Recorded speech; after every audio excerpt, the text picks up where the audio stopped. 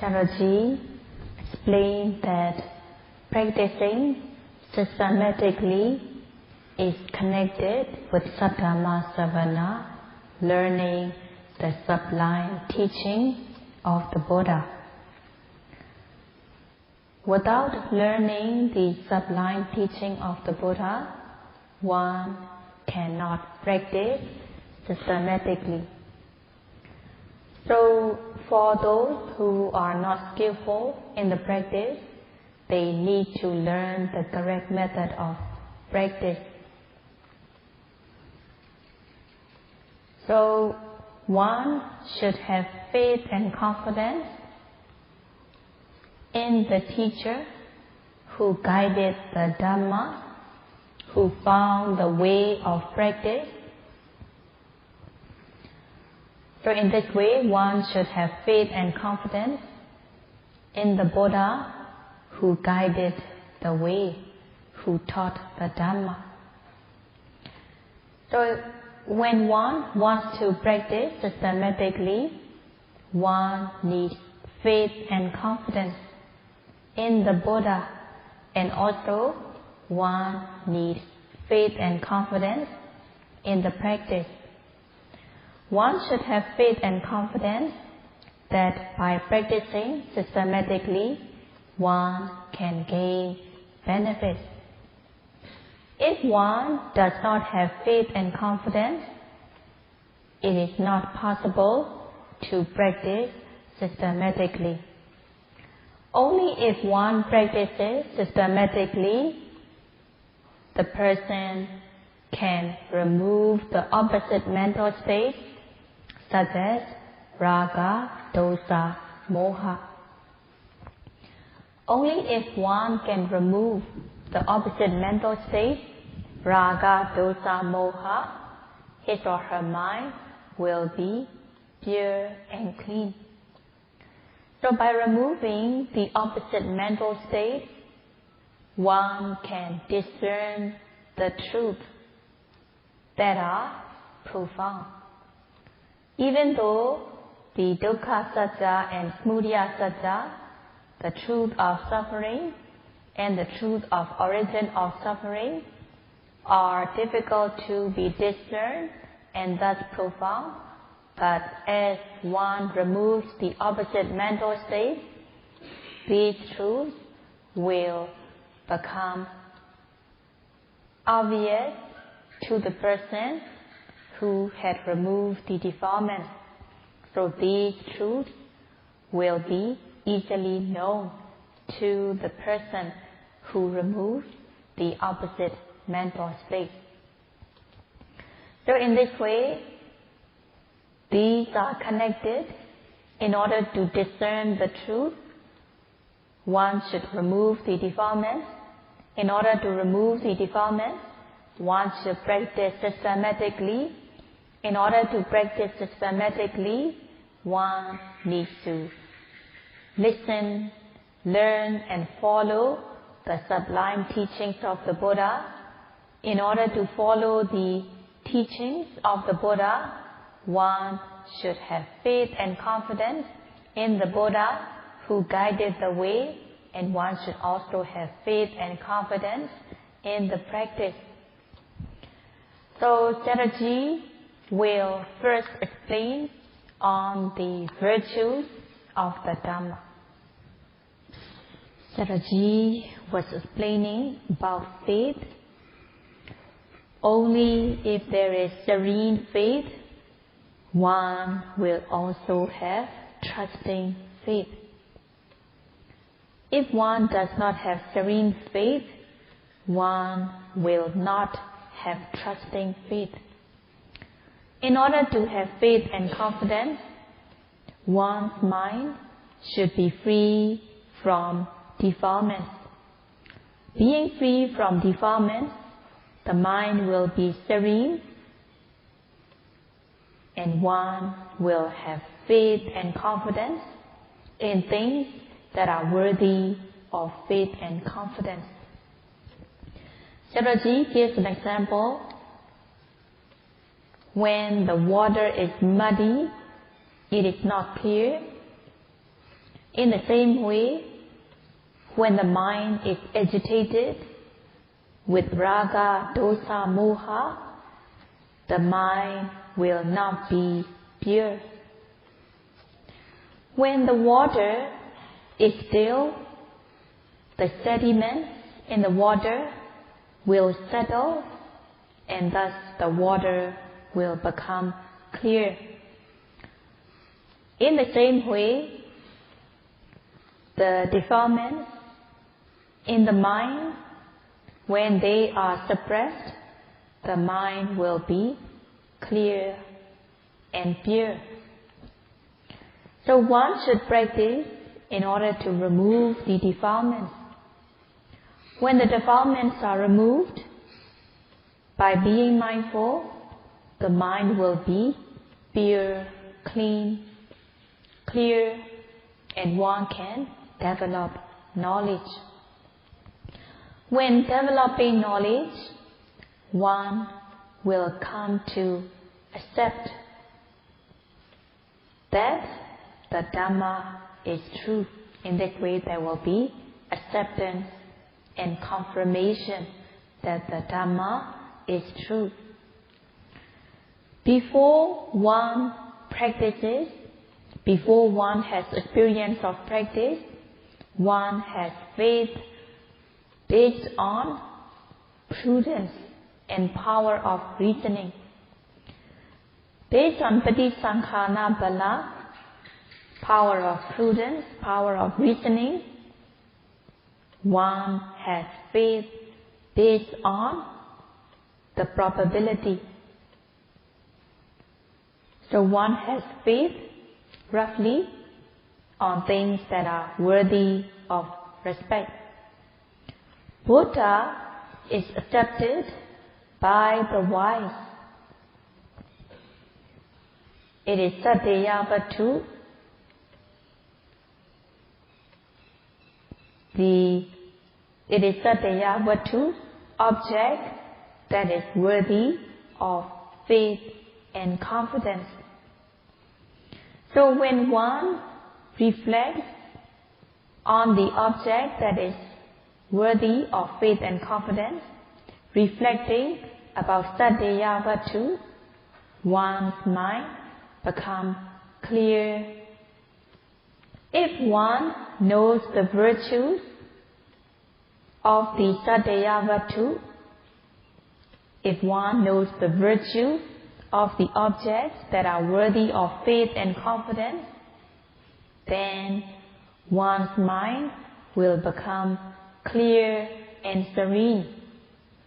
And also one comes to accept and confirm that these are correct. These are really worthy of faith and confidence. By practicing Satipatthana practice,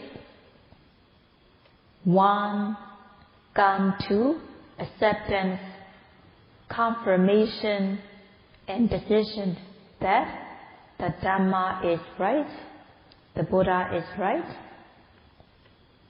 So in this way, having practiced Satipatthana meditation, one will have acceptance, confirmation, and decision that the Satyavatu, the Buddha, the Dhamma, is correct. Knowing the virtues of them through one's experience of practice. So before that, before one practices, one should have faith and confidence based on reasoning, based on cause and effect, accepting, believing that it is correct. So in order to practice, faith and confidence is the first factor one needs. So it is called Padani-yanga, 5 limbs of striving, or 5 factors of striving. In order to practice, to attain Magga-phala, path and fruition knowledge, one should practice. The person who is practicing in order to attain Magga-phala, path and knowledge, such kind of person who is practicing is called Padaniya. And Padaniyanga means factors of striving in order to attain the supermundane knowledge. So the first factor is Sato Hoti. One should have faith and confidence in the knowledge of the Buddha.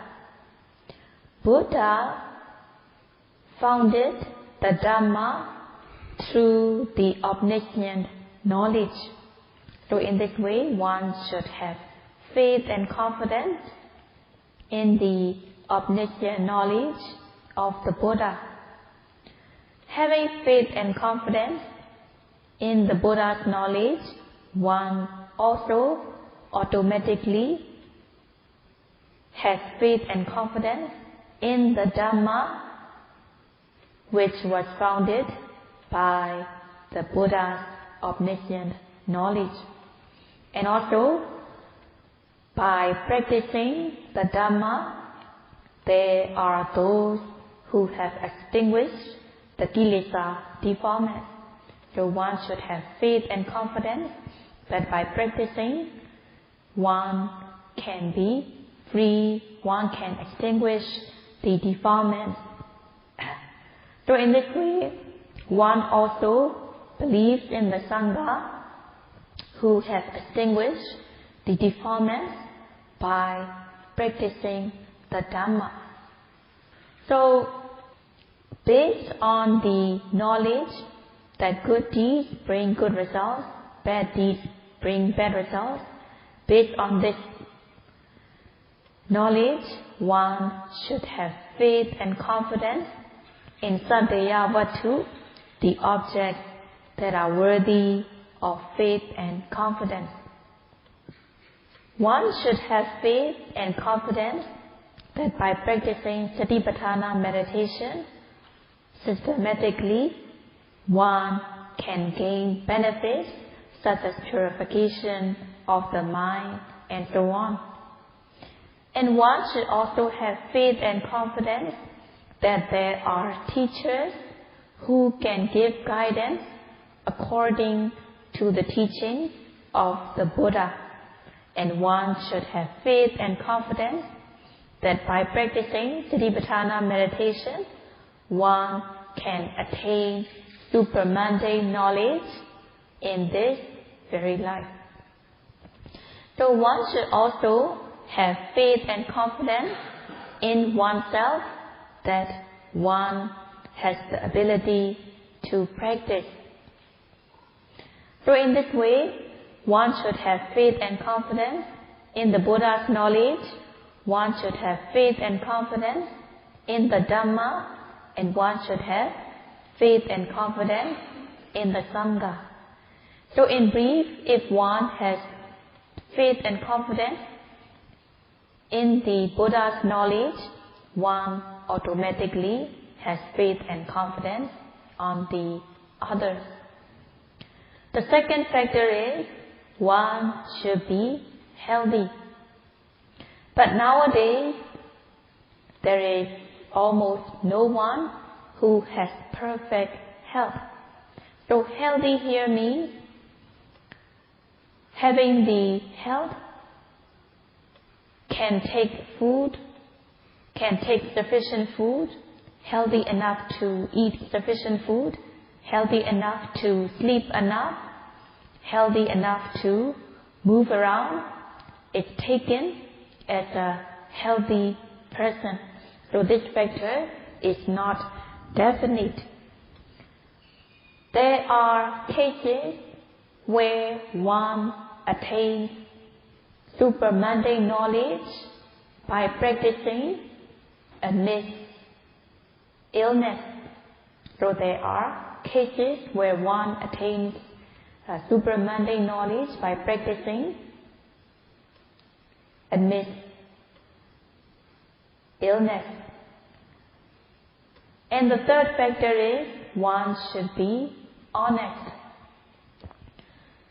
So, hiding one's weaknesses, pretending not to have weaknesses, although one has, it is called Maya.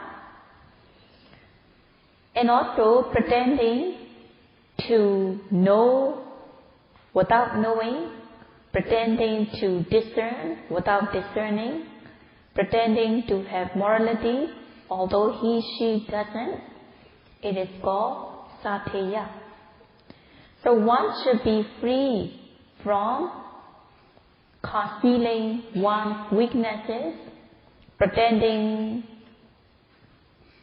the quality that one does not have. So in this way, one should be honest. One should have the courage to admit one's own weaknesses and shortcomings.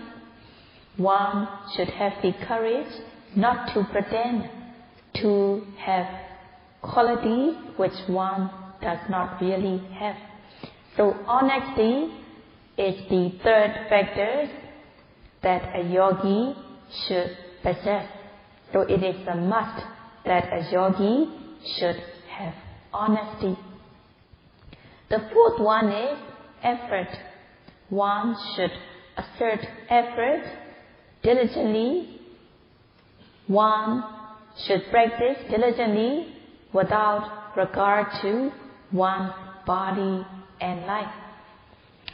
One should assert all three stages of effort: initial effort, step-up effort in order to overcome laziness, asserting effort stage by stage, culminating effort till one reaches one's goal.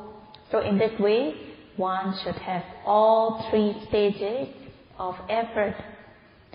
And one should have courage to give up the worldly happiness in order to practice. And when one comes to practice, one should be noting the presently arising object continuously.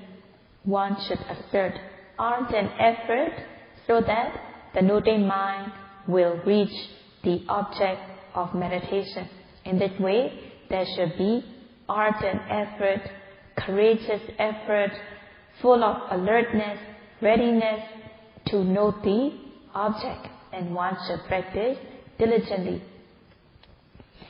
So by practicing diligently, one's mind will become pure, and one discerns mind and matter, cause and effect, and one understands the characteristics of impermanent suffering and non-self. When one reaches the stage of discerning fast arising and passing away of the object, yogi comes to know that all things are in complete flux, the old giving rise to new. At this stage, yogi discerns Udiyataya Jnana, insight into fast arising and passing away. So at this stage of Udiyataya Jnana, one gains unique happiness, unrelinquishable happiness that no other happiness can match.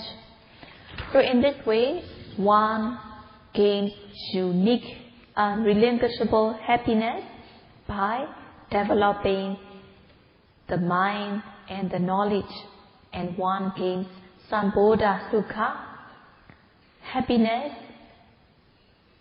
gained through development of knowledge.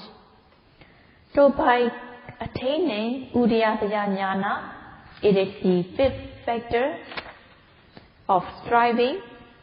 By gaining Udiyataya Jnana, one will never want to withdraw from the practice.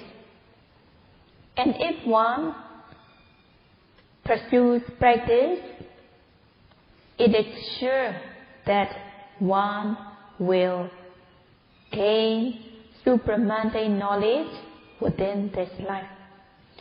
So having endowed with the fifth factor of developing Udiyataya Jnana, it is sure that if one practices diligently, one can attain Magga Phala Jnana in this very life. So among these five factors, faith and confidence is the first factor. So that's why yogis should have faith and confidence in the practice. There should not be any doubt or uncertainty whether this practice is correct or not. If the yogis are having doubt, uncertainty, whether this practice is really correct or not, then she will not be making progress in the practice. Having faith and confidence on the benefits of Satipatthana practice, one should be free from uncertainty and doubt, and one should practice with confidence, faith and confidence in the practice, and one should practice diligently. And it is very important that the yogi practice continuously every single second. Buddha saw that in beings there are defilements, ordinary form of defilements, and extreme form of defilements. Based on these defilements, when these beings are overwhelmed by these defilements, tormented by these defilements, these beings commit wrongdoings by body, speech, and mind. So when there is raga, lust, when there is anger, aversion, hatred, grudge, when there are ordinary forms of these defilements, or when there are extreme forms of these defilements, if one cannot control them, one ends up committing transgressions by body, speech, and mind. When one commits transgression by body, speech, and mind, based on these defilements, the person's moral conduct becomes degraded, and also the person loses virtue, and one will also be hurting others. There can be delusion, and also there can be extreme form of delusion. When one is having delusion, and when these delusions are overwhelming, indulging in these defilements, one becomes polluted, dirty, rude, and one is committing actions that are polluted, dirty, rude, burning, and suffering. So, when one has rudeness in oneself, one's body, speech, and mind will be polluted. And also, the person's moral conduct will be ruined. And the person is said to be a rude being. If one lacks morality, the person will not be true human. If one cannot control one's mind with mindfulness, the person's mind will not be humane. If the person less knowledge, understanding good deeds bring good results, bad deeds bring bad results. Lacking such kind of knowledge, the person does not have human knowledge. By practicing Satipatthana meditation, when one develops knowledge stage by stage, and finally when one realizes Nibbana through path and fruition knowledge, one becomes an outstanding person. Lacking practice, one will not be developing knowledge, and one will not become an outstanding person. Lacking practice, there will still be rudeness in the person. If there is no control of oneself, there will be rudeness arising at the sixth sense door. One should practice Satipatthana meditation in order to suppress and uproot the rudeness. So Buddha, knowing this, Buddha to be perfected the paramis such as dana and so on, and Buddha practiced in order to remove gross, medium and refined form of defilement.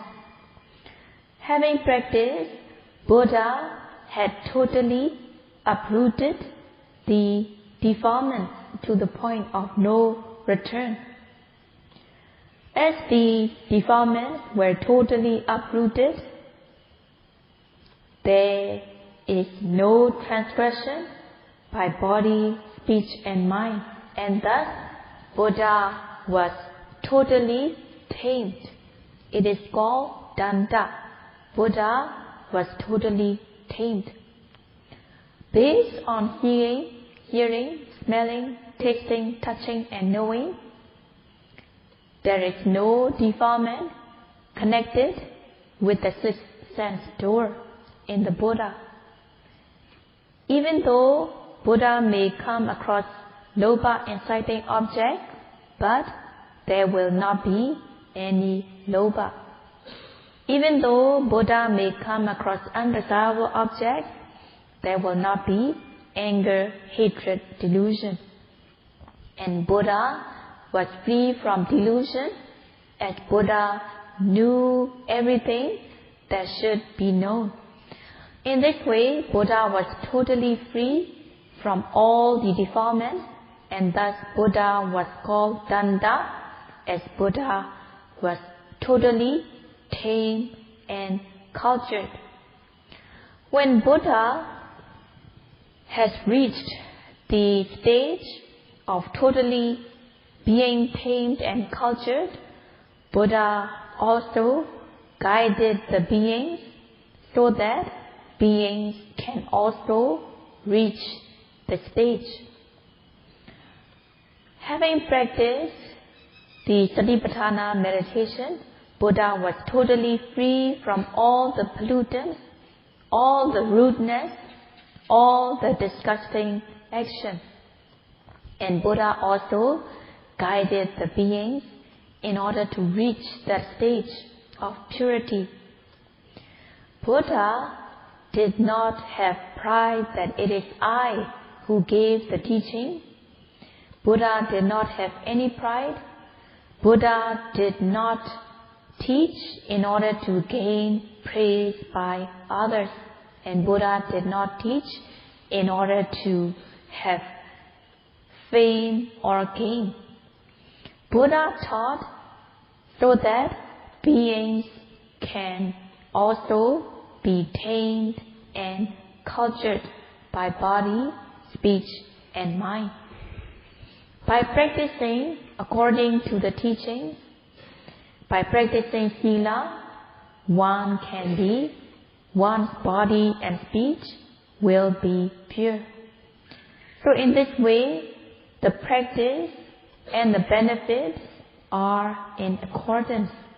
And that's why it is said Swakarta. Buddha taught correctly that the practice and the benefits are in accordance.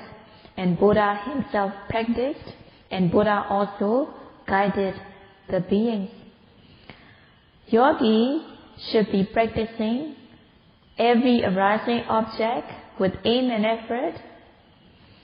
When one's noting mind is calm and collected on the object, there will no longer be wrongful thoughts, wanting to kill others, wanting to steal, to commit sexual misconduct, to lie, or to take intoxicants. In this way, by practicing, one can gain such benefits. That's why it is said that the practice and the benefits are in accordance. By practicing Satipatthana meditation, one can develop knowledge into mind and matter, and one develops knowledge stage by stage, and finally one can realize Nibbana, the cessation which is free from all suffering. Once one had attained Nibbana, one feels much satisfied and happy with the practice. Having attained Nibbana, the person is tamed and cultured. When one analyzes each of the notings consists of Sila, Samadhi, Panya, morality, concentration, and wisdom. Having the training Sila, Samadhi, Panya, one can remove gross, medium, and refined form of defilements. So in this way, the practice of Sila, Samadhi, Panya and the benefits are in accordance. Buddha himself practiced this way, and Buddha guided the beings the way to practice. So Sayadaw says, nowadays the technology is very much advanced, and thus people no longer want to believe in person. They become reluctant to have faith and confidence in person or being because they are technologically advanced. That's why when Sayadaw goes abroad to teach, Sayadaw does not explain about the virtues of the Buddha much, but Sayadaw explains more on the virtues of the Dhamma. But when Sayadaw is at home in Burma, Sayadaw usually explains about the virtues of the Buddha. And now there are many yogis who already have faith and confidence in the Buddha. And also there are a lot of Burmese who have faith and confidence in the Buddha. And also there are yogis coming from abroad who already have faith and confidence in the Buddha. That's why Sayadaw has been explaining about the virtue of the Buddha. So when one is practicing, it is very important that one has faith and confidence in the Dhamma, that by practicing this Dhamma, one can gain benefits. So having faith and confidence, one should practice diligently. One should practice respectfully, diligently, and meticulously. So Sayadaw says, a true, tame, and cultured person is the one who can control one's body, speech, and mind with mindfulness, without any pretending or hiding. And also, having a good control of oneself, one protects others from being hurt. And Sayadaw will continue to explain the next day. Sadhu, sadhu, sadhu.